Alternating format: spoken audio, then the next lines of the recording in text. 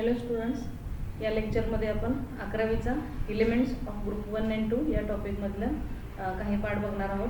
मागच्या व्हिडिओमध्ये आपण chemical properties of group 1 and 2 elements याच्याबद्दल स्टडी केला होता किंवा त्याची लिस्ट बघितली होती.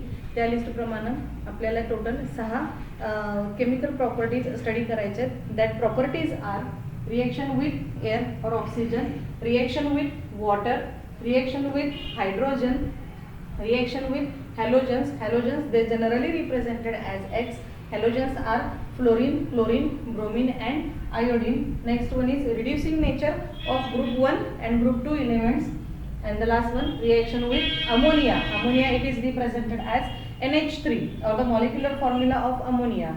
Reaction with it is NH3. Reaction with ammonia solution. अशा आपल्याला प्रॉपर्टीज स्टडी करायचे आहेत. याच्या अगोदरच्या लेक्चरमध्ये आपण ही पहिली प्रॉपर्टी स्टडी केलेली आहे, रिएक्शन विथ एअर और oxygen.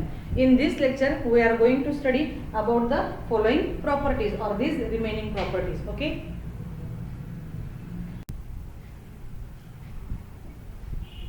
now here we are going to study about the reaction with water of group 1 elements.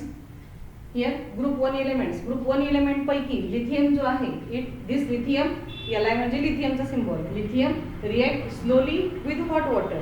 हा लिथियम जो आहे तो हॉट वॉटर बरोबर सावकाशपणे रिएक्ट करतो. Sodium and potassium, these two elements they react vigorously with water. vigorously म्हणजे खूप strongly. as soon as they come in contact with water they start to react with water. त्यानंतर the reaction with sodium and potassium, it is highly exothermic. The meaning of exothermic, exo म्हणजे बाहेर पडणे, thermic म्हणजे tremendous amount of heat energy, thermic म्हणजे heat energy आणि exo म्हणजे बाहेर पडणे. सोडियम आणि पोटॅशियम जेव्हा वॉटर बरोबर रिएक्ट करतात तेव्हा या रिएक्शनमध्ये मोठ्या प्रमाणावर हीट एनर्जी बाहेर पडते. हेच द रिएक्शन इज एक्झोथर्मिक. आणि ही रिएक्शन अशी एक्झोथर्मिक असल्यामुळं काय होतं, when sodium and potassium they come in contact with water they catches fire. हाच पॉइंट आपण पुढे लिहिलेला आहे. Sodium and potassium catches fire on reaction with water. म्हणजे पाण्याच्या कॉन्टॅक्ट मध्ये आले की हे जे इलेमेंट्स आहेत सोडियम आणि पोटॅशियम ते फायर कॅच करतात किंवा ज्वालाग्राही इलेमेंट्स आहेत. Here lithium, sodium and potassium they float on water surface due to formation of bubbles of hydrogen gas. म्हणजे लिथियम, सोडियम, पोटॅशियम हे जे इलेमेंट्स आहेत हे इलेमेंट्स जेव्हा पाण्याच्या कॉन्टॅक्टमध्ये, वॉटरच्या कॉन्टॅक्टमध्ये येतात तेव्हा ते पाण्यावरती तरंगायला चालू करतात किंवा तरंगतात. आणि हे तरंगणं कशामुळे आहे, when they come in contact with water they evolve hydrogen gas. या रिएक्शनमध्ये हायड्रोजन गॅस बाहेर पडतो आणि बाहेर पडणारा जो हायड्रोजन गॅस आहे त्या हायड्रोजन गॅसच्या बबल्समुळं लिथियम, सोडियम आणि पोटॅशियम पाण्याच्या सरफेसवरती तरंगतात. या रिएक्शनमध्ये काय होतं बघा, lithium on reaction with water molecule it will form corresponding lithium hydroxide. in this reaction hydrogen gas is evolved. म्हणजे या रिएक्शन मध्ये हायड्रोजन गॅस इव्हॉल्व होतो आणि हा लिथियम हायड्रॉक्साइड हा अल्कली किंवा बेस तयार होतो. त्याचप्रमाणे दुसरी रिएक्शन आपण इथे बघितलेली आहे, sodium on reaction with water it will give corresponding very fast ionization of sodium ion and किंवा formation of sodium ion and OH, that is hydroxide ion. आणि Na आणि OH हे दोन्ही मिळून स्ट्रॉंग बेस तयार होतो. In this reaction also hydrogen gas is liberated. This reaction it is highly exothermic, therefore sodium catches fire on reaction with water molecule.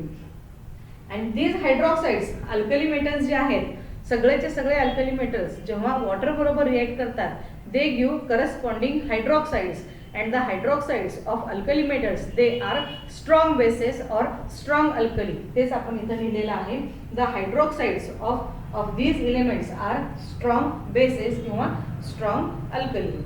okay,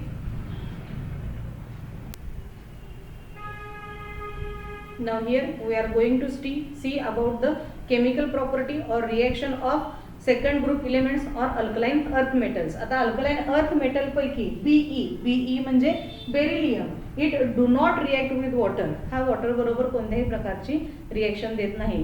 beryllium do not react with water.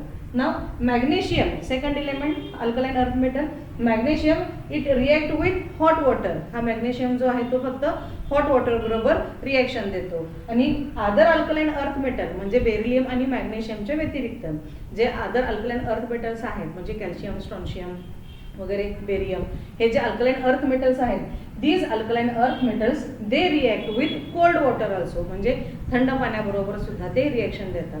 And when they react with water, these alkaline earth metals when they react with water as like alkali metals प्रमाणे they also liberate hydrogen gas on reaction with water. Alkali metals आणि alkaline earth metals दोन्हीही प्रकारचे metals जे आहेत ते water बरोबर जेव्हा reaction देतात तेव्हा त्या रिॲक्शनमध्ये हायड्रोजन गॅस इव्हॉल्व होतो. आता इथं काय होत आहे तर on reaction with water they form MOH type of hydroxide. या रिॲक्शनमध्ये जो हायड्रॉक्साईड मिळतोय तो MOH टाईप, MOH ग्रुप टॉईस ह्या प्रकारचा हायड्रॉक्साईड मिळतोय. अल्कली मेटल्सचा MOH मिळतोय. These hydroxides are also strong bases but less than hydroxides of alkali metal. म्हणजे या रिॲक्शनमध्ये जो हायड्रॉक्साईड तयार होणार आहे हा हायड्रॉक्साईड जो आहे तो ते सुद्धा स्ट्रॉंग बेसेस किंवा स्ट्रॉंग अल्कली आहेत, पण त्यांचा स्ट्रॉंगनेस जो आहे तो अल्कली मेटलच्या हायड्रॉक्साईडपेक्षा थोडासा कमी असतो. Here the general reaction, generally it is represented as M on reaction with water molecule, it will give MOH twice, that is hydroxide, and this reaction hydrogen gas is liberated or eliminated. इथं particular example आपण घेतलेला आहे magnesium on reaction with hot water. इथं आपण हिटिंगचं चिन्ह देऊ शकतो. on reaction with hot water it will give magnesium hydroxide, and in this reaction hydrogen gas is liberated. Okay,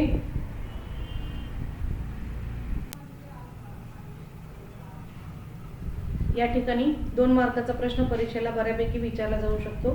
तो म्हणजे सोडियम इज स्टोर्ड और केप्ट अंडर केरोसिन, एक्सप्लेन किंवा give reason.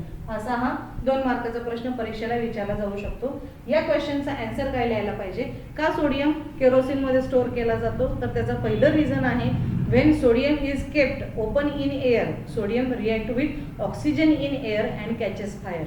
म्हणजे जर तो हवेमध्ये आपण उघडा ठेवला सोडियम तर तो हवेतल्या ऑक्सिजन बरोबर रासायनिक अभिक्रिया करतो किंवा केमिकल रिॲक्शन देतो आणि या ऑक्सिजन बरोबर रिॲक्शन करत असताना तो फायर कॅच करतो, ज्वालाग्राही बनतो.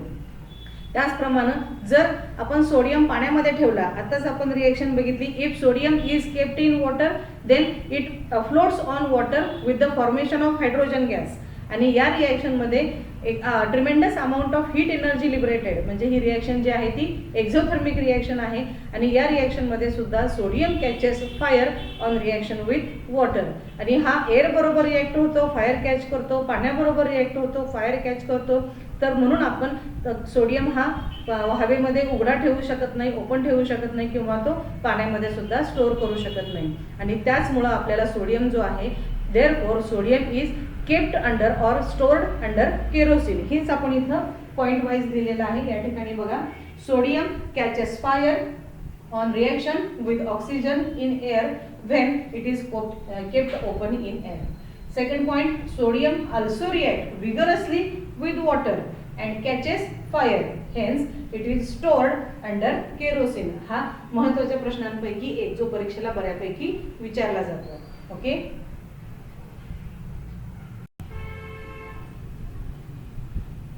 Now here we are going to study about the next chemical property, that is reaction with hydrogen. Third chemical property, reaction with hydrogen. Here the first group elements, how they behave or how they react with hydrogen, we will see here.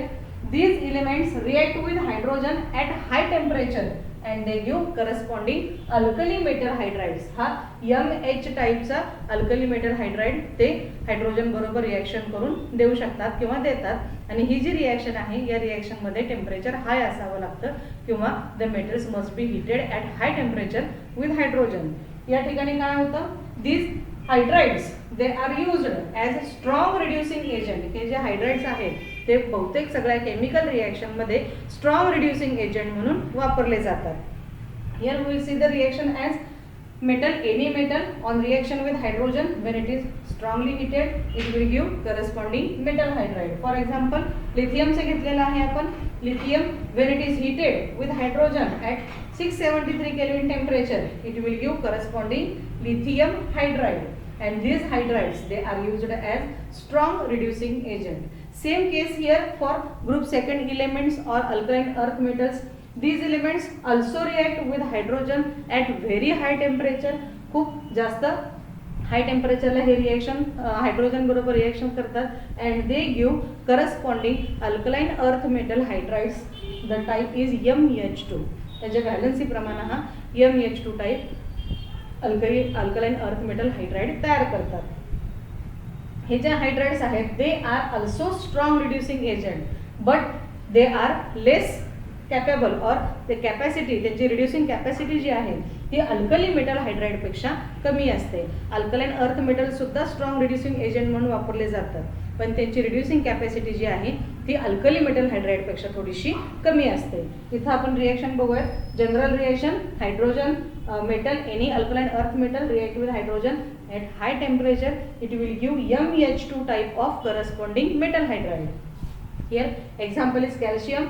Calcium when it is heated with hydrogen more than, हे more than चं sign आहे higher, more than 1023 kelvin temperature म्हणजे 1023 kelvin पेक्षा जास्त टेम्परेचरला जेव्हा calcium आणि hydrogen यांची reaction होते at that time this calcium hydride it is obtained or this hydride it is obtained on reaction with calcium and hydrogen.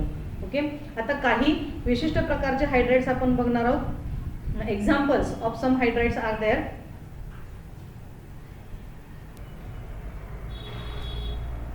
Now here it is the example.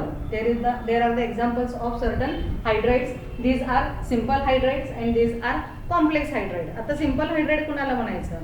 When hydride it is formed by combination of one metal and hydrogen.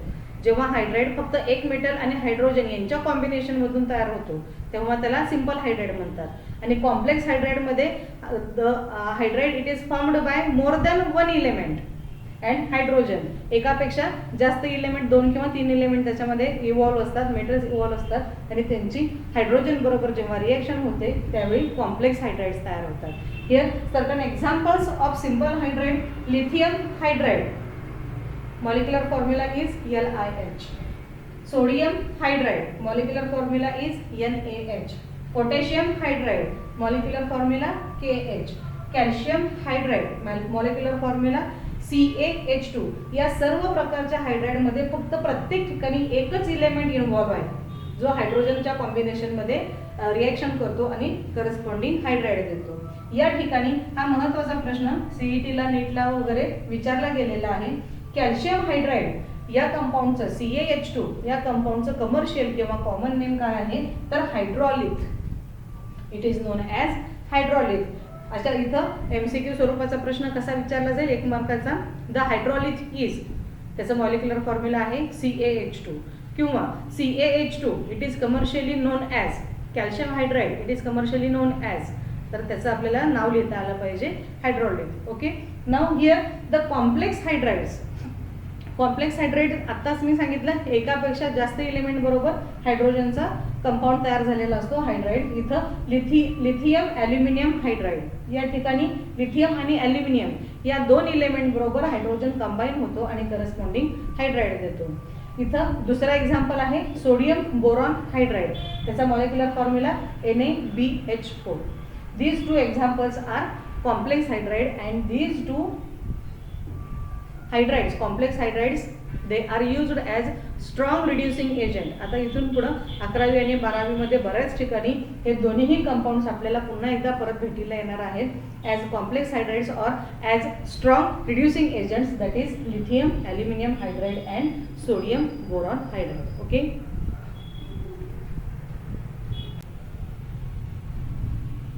now here we are going to study about the next chemical property, that is reaction with halogens. Halogens generally represented as X and the halogens are fluorine, chlorine, bromine and iodine. Okay, now here group 1 elements, these group 1 elements are alkali metals, they react vigorously with halogen, ते halogen बरोबर खूप fast react होतात and they give MX type crystalline ionic solid. आता MX type crystalline ionic solid म्हणजे काय, तर crystal त्याचे जे सॉल्ट्स तयार होतात ते क्रिस्टल फॉर्ममध्ये असतात. क्रिस्टल म्हणजे आपण जर त्याला टच केलं तर ते हाताला असे खरखरीत लागतात. फॉर एक्झाम्पल मीठ आपल्याला माहिती आहे कसं लागतं, ते हाताला असं थोडंसं खरखरीत लागतं.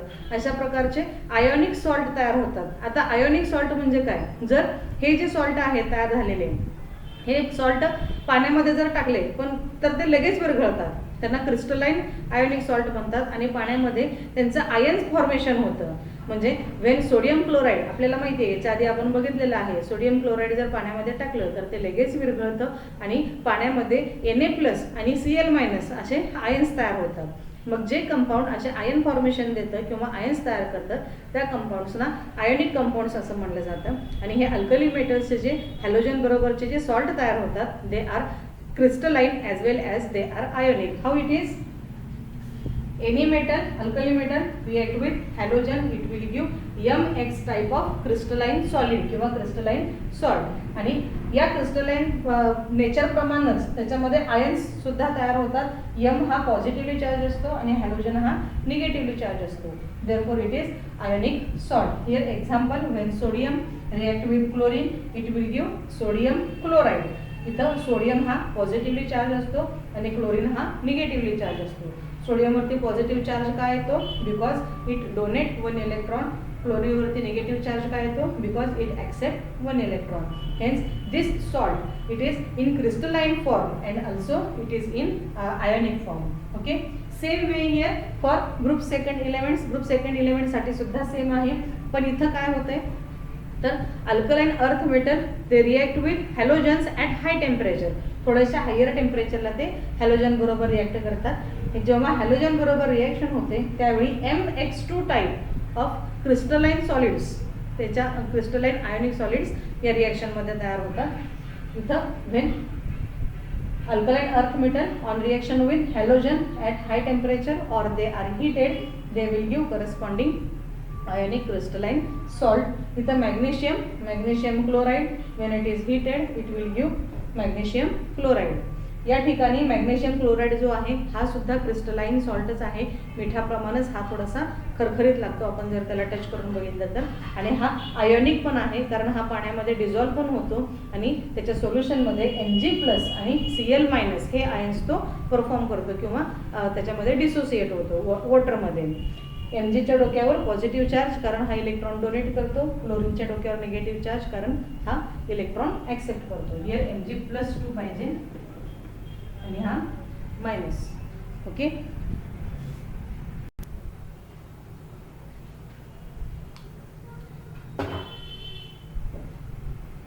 now here we will see the next property, that is reducing power of first group and second group elements.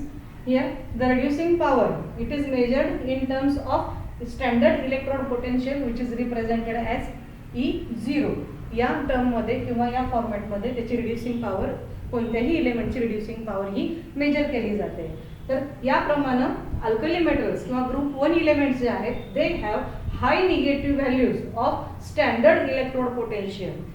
आणि या स्टँडर्ड इलेक्ट्रोड पोटेन्शियलच्या व्हॅल्यूवरून we can conclude that the alkali metals are strong reducing agent. आपल्याला माहिती आहे, मग याच्या अगोदरच्या लेक्चरमध्ये पण आपण बघितलेलं आहे. त्याला रिड्युसिंग नेचर किंवा रिड्युसिंग एजंट कधी म्हणतो आपण, जेव्हा कोणताही element Wien it loses electron easily, हा स्वतः जेव्हा इलेक्ट्रॉन इझिली लूज करत असतो, हा इलेक्ट्रॉन यांना इलेक्ट्रॉन इझिली दिल्यामुळं किंवा डोनेट केल्यामुळं त्याच्या कॉम्बिनेशनमध्ये असणारा जो इलेमेंट आहे त्याला तो इलेक्ट्रॉन ॲक्सेप्ट करणं भाग पडतं. म्हणजे it forces to accept the donated electron. आणि अशी जी कॅपॅसिटी आहे this capacity it is known as reducing power. आणि आपल्याला सगळ्यांना माहिती आहे की अल्कली मेटल्स हे स्ट्रॉंग रिड्युसिंग एजंट आहेत कारण ते इझिली एक इलेक्ट्रॉन डोनेट करू शकतात. त्याच पद्धतीनं ग्रुप सेकंड इलेमेंट्स, हे ग्रुप सेकंड इलेमेंटचे सुद्धा त्याची स्टँडर्ड इलेक्ट्रोड पोटेन्शियलची व्हॅल्यू जी आहे E0 इट इज ऑल्सो हाय. म्हणजे हे इलेमेंट जे आहेत ते सुद्धा स्ट्रॉंग रिड्युसिंग एजंट्स आहेत आणि हे स्ट्रॉंग रिड्युसिंग एजंट असताना सुद्धा यांची रिड्युसिंगची कॅपॅसिटी जी आहे, रिडक्शनची कॅपॅसिटी ही this capacity is less than alkali metals. तेच आपण इथे लिहिलेलं आहे. They also have high value of standard electrode potential E0. They are also strong reducing agent but less than alkali metals. हे दोन्ही साइड बाय साइड आपण comparatively बघितलेलं आहे.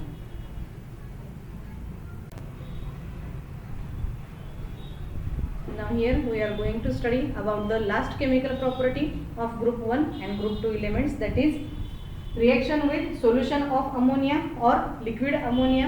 Ammonia liquid ammonia मध्ये alkali metals and both alkaline earth metals दोन्हीही elements they dissolve or they are soluble in liquid ammonia. हे दोन्ही काय, they are soluble in liquid ammonia. हे लिक्विड अमोनिया मध्ये सोल्युबल असल्यामुळे त्यांचं सोल्युशन तयार होतं आणि अल्कली मेटल्स जे आहेत they give deep blue coloured solution. Liquid अमोनियामध्ये जेव्हा हे सोल्युबल होतात तेव्हा डीप ब्ल्यू कलरचं सोल्युशन तयार होतं. The solution is good conductor of electricity, म्हणजे या सोल्युशन मधून इलेक्ट्रिक करंट पास होऊ शकतो. Then the solution is paramagnetic. Paramagnetic last लेक्चरमध्ये मी याचं एक्सप्लेनेशन दिलेलं आहे. पॅरामॅग्नेटिक म्हणजे which get attracted towards magnetic field. Diamagnetic म्हणजे which do not get attracted towards magnetic field. आणि फेरोमॅग्नेटिक हा एक कन्सेप्ट आहे. फेरोमॅग्नेटिक म्हणजे which are strongly get attracted towards magnetic field. जे मॅग्नेटिक फील्डकडे स्ट्रॉंग अट्रॅक्शन दाखवतात त्यांना फेरोमॅग्नेटिक म्हणतात. जे मॅग्नेटिक फील्डकडे कमी अट्रॅक्शन दाखवतात किंवा अट्रॅक्शन दाखवतात त्यांना पॅरामॅग्नेटिक म्हणतात. आणि जे मॅग्नेटिक फील्डकडे अजिबात अट्रॅक्ट होत नाहीत त्यांना डायमॅग्नेटिक असं म्हणतात. तसं हे अल्कली मेटलचं सोल्युशन जे आहे अमोनियामध्ये इट इज पॅरामॅग्नेटिक, म्हणजे हे मॅग्नेटिक फील्डकडे थोड्या प्रमाणात अट्रॅक्ट होतं. Okay, but after some time the colour of the solution, हा जो डीप ब्ल्यू कलर आहे this colour changes to bronze. हा जो कलर आहे तो ब्रॉन्झ कलरमध्ये चेंज होतो. हा चेंज कशामुळे होतो, due to liberation of hydrogen gas. या सोल्युशनमधून सावकाशपणे हायड्रोजन गॅस लिबरेट होतो आणि हायड्रोजन गॅस लिबरेट झाल्यामुळं त्या सोल्युशनचा डीप ब्ल्यू कलर जो आहे तो चेंज होऊन ब्रॉन्झ कलरचा होतो. आणि जेव्हा हा कलर चेंज होतो किंवा या सोल्युशनमधून हायड्रोजन जेव्हा लिबरेट होतो तेव्हा ते सोल्युशन जे आहे इट बिकम्स डायमॅग्नेटिक, म्हणजे हायड्रोजन निघून गेल्यानंतर जे सोल्युशन उरतं इट बिकम्स डायमॅग्नेटिक, म्हणजे it will not get attracted towards magnet. हे अल्कली मेटलच्या बाबतीत. अल्कलाइन अर्थ मेटल्समध्ये काय होते, they also soluble in liquid ammonia. Liquid अमोनियामध्ये ते सोल्युबल आहेत. They give deep blue black coloured solution. Deep blue आणि ब्लॅक कलर्ड म्हणजे अगदी डार्क ब्ल्यू कलरचं सोल्युशन तयार होतं त्यांच्या कॉम्बिनेशनमध्ये. The solution again it is good conductor of electricity. The solution is paramagnetic, म्हणजे it gets attracted towards magnetic field. After some time it becomes diamagnetic. काही वेळानंतर हे सोल्युशन जे आहे ते डायमॅग्नेटिक होतं, म्हणजे जे मॅग्नेटिक फील्डकडं अट्रॅक्ट होत नाही. कशामुळं होतं, due to liberation of hydrogen gas. या सोल्युशनमधून हायड्रोजन गॅस सावकाशपणे लिबरेट होत गेल्यामुळं हे जे पॅरामॅग्नेटिक सोल्युशन आहे it gets converted into diamagnetic solution. Okay, here we completed the chemical properties of group 1 and group 2 elements. Thank you.